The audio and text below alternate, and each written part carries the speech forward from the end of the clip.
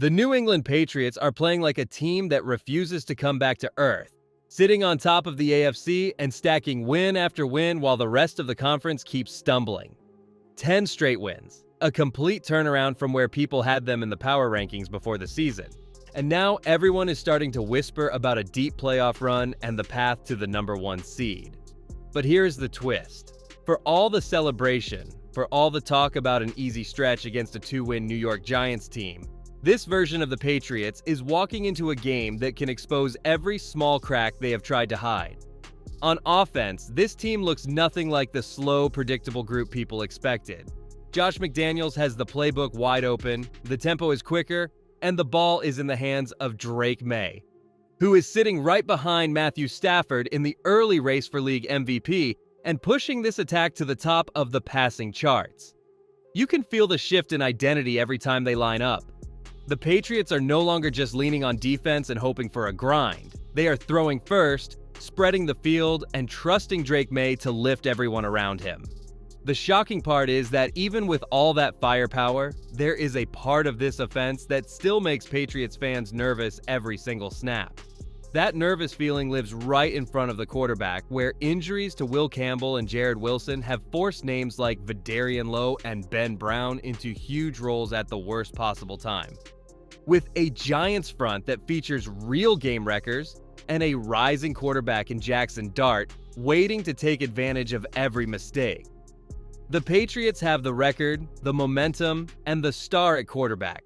But if there is one thing that can flip this matchup from comfortable to chaotic, it is how that patched-together protection holds up when the Giants start sending heat. To understand how real that danger is, we have to look straight at the soft spot in this offense, the offensive line, and how it matches up against New York. But before we get into that, hit that like and subscribe button for more Patriots and all the NFL content. Let's aim for 200 likes on this video. You can see the first crack in this Patriots offense every time the pocket starts to close around Drake Maye, and his eyes drop for just a split second. The box score looks great, the highlights look even better, but the story in the trenches tells something very different. This line has already given up 37 sacks, sitting 28th in the league, and Drake Maye often has only 2.4 seconds before the play turns into survival. That is not how a team with title dreams wants to live, and deep down, every Patriots fan knows it. The record screams power, but the pass protection whispers danger. When you look across the front, the contrast is wild. On the inside, players like Garrett Bradbury and Mike Onwenu are battling every week to keep the middle clean, while Morgan Moses brings veteran control on the edge. Then your eyes slide to the left side, where everything feels unsettled. Will Campbell is sitting on injured reserve, Jared Wilson is trying to work his way back, and suddenly Vidarian Lowe and Ben Brown are not depth pieces. They are the ones who have to keep the season from tilting. One misstep, one slow slide, one false start in the wrong moment can erase a perfect read from Drake Maye and turn a scoring drive into a punt.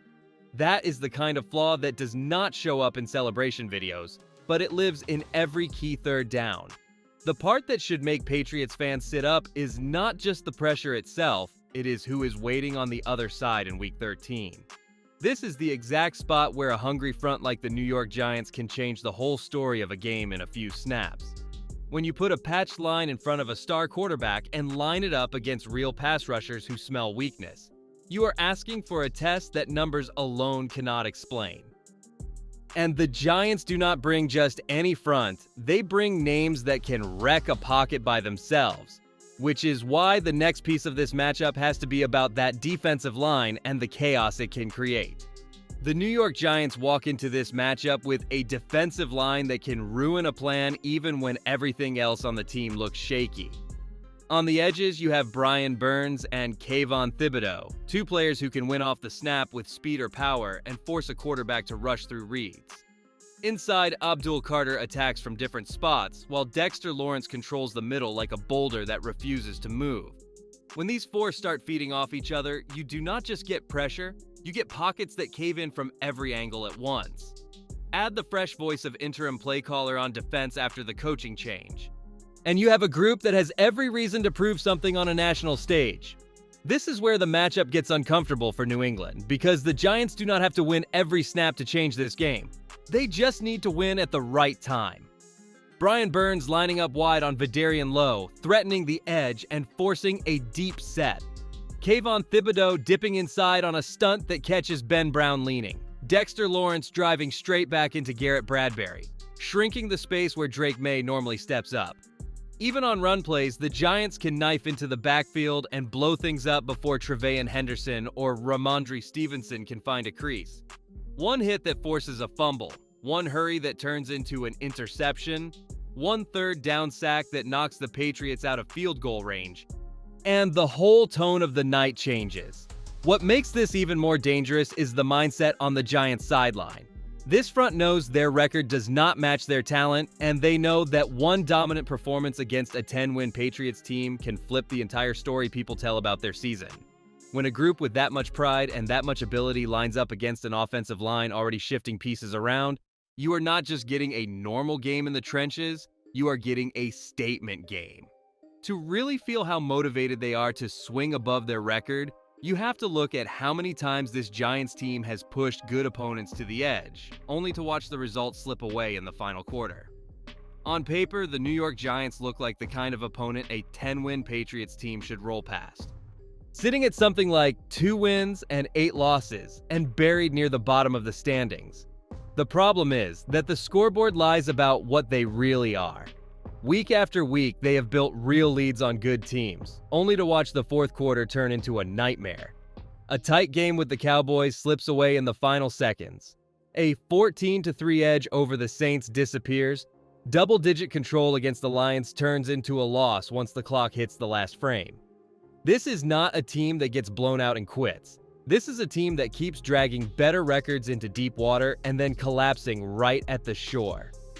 That habit of living on the edge is exactly what makes this matchup so strange, because history says the Giants never show up flat when the opponent is New England. Older fans still feel those Super Bowl nights with Eli Manning when the Giants stole perfect storylines away from the Patriots and walked out with the rings. More recent years with Daniel Jones have not brought titles, but the games between these two teams have still turned into tight finishes instead of walkovers, even in preseason when New York took advantage of Patriots' backups and sent a clear message that they will compete no matter who is on the field. The pattern is simple. Records change, faces change. But when it is Giants against Patriots, the final margin always seems to fit inside one score, and the last few drives decide everything.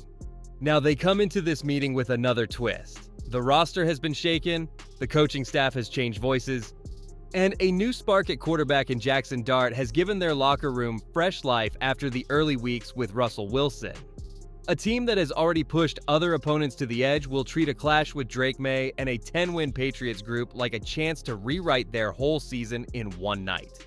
If this is finally the game where they finish the fourth quarter instead of folding in it, the story flips fast, which is why the next piece of this breakdown has to look right at the quarterbacks who will decide whether this stays a scare or becomes a shock. This matchup feels completely different when you realize it is not just Patriots against Giants. It is Drake Maye against Jackson Dart with the whole league watching to see who blinks first. Drake Maye has turned New England into a passing force, stacking yards and touchdowns in a way that has him right behind Matthew Stafford in early MVP talks, and doing it with a calm face even when the pocket is shrinking. On the other side, Jackson Dart has dragged life back into a Giants offense that looked flat with Russell Wilson, turning long downs into firsts and broken plays into highlights. The shocking part is that both quarterbacks walk into this game knowing one thing very clearly: the guy who loses this duel is going to hear about it for a long time.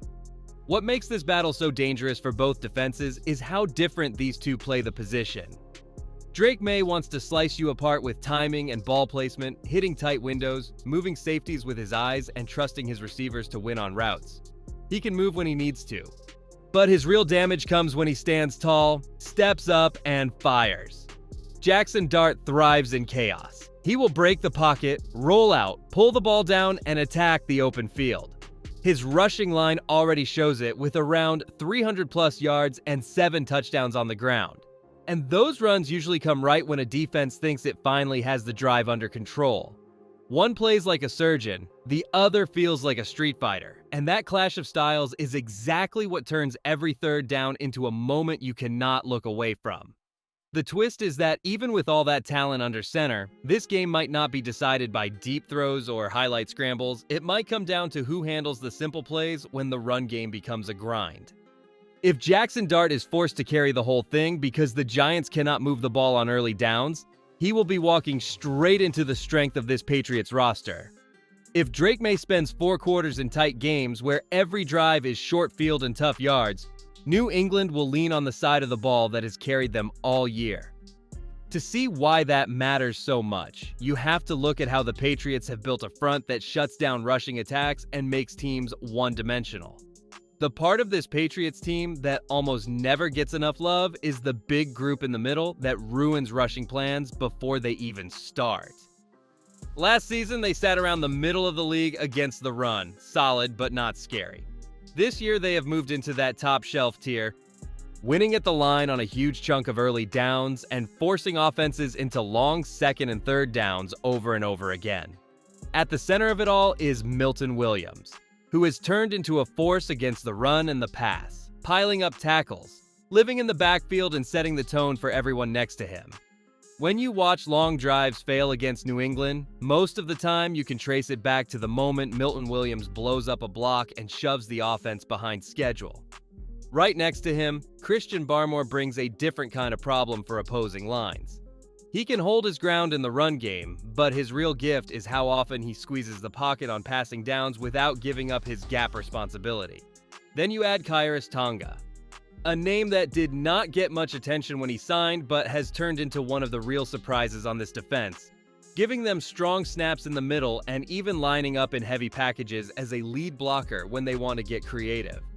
Together, those three have helped hold a long list of starting running backs under the marks they usually hit, forcing teams to abandon balance and lean on their quarterbacks much earlier than they want. That is why when one of them leaves the field, like Milton Williams did with the ankle injury, you can feel the whole structure bend, just like it did when Chase Brown went for 107 rushing yards on 19 carries in Cincinnati. Games like that Bengals matchup are exactly why this group will be locked in for the Giants. They know one off day on the ground can flip a clean script into a tight finish, and they know that if they take away early down runs, they can make Jackson Dart play from obvious passing spots all night long.